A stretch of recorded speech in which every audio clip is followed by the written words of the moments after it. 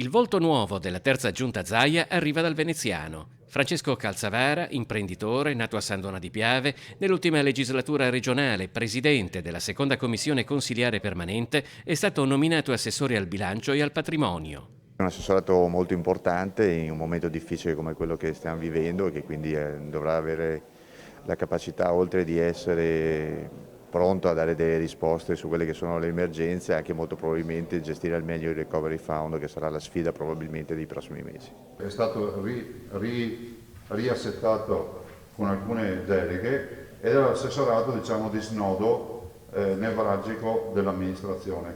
Ha la preparazione per farlo, che ha fatto il sindaco, conosce benissimo di una città che lui e con la sua amministrazione, mi ricordo quegli anni nei quali dicevano, puntavano, prendevano in mano Jesolo, pensavano alla nuova Miami d'Europa, ci sono riusciti a realizzarla.